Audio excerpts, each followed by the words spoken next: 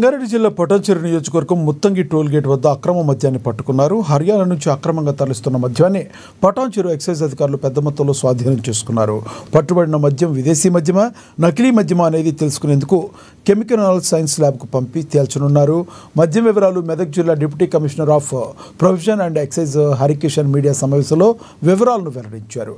హర్యానా నుంచి తెస్తున్న 34 కాటన్లో 408 బాటిళ్ల మద్యం, ఒక వాహనాన్ని స్వాధీనం చేసుకుని ఇద్దరిని అదుపులోకి తీసుకున్నామని తెలిపారు.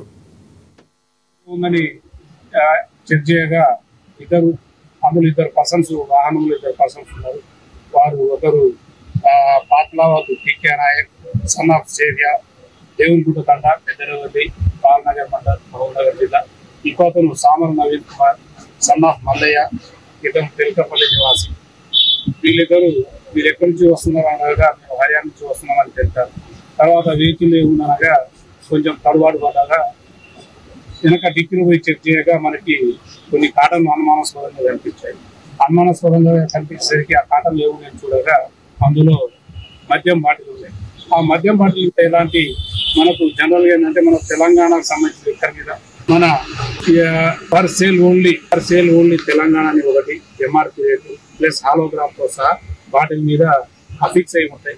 ఈ బాటిల్ మీద ఏంటంటే ఆ బ్రాండ్ నేమ్ తప్ప, బ్రాండ్ మ్యానుఫ్యాక్చర్ రేట్ తప్ప అండ్ కోటెడ్ బై కంపెనీ అంటే మనకు బ్లాక్ లేబుల్, రెడ్ లేబుల్ అయితేనేమో డయాజో కంపెనీ బెంగళూరు.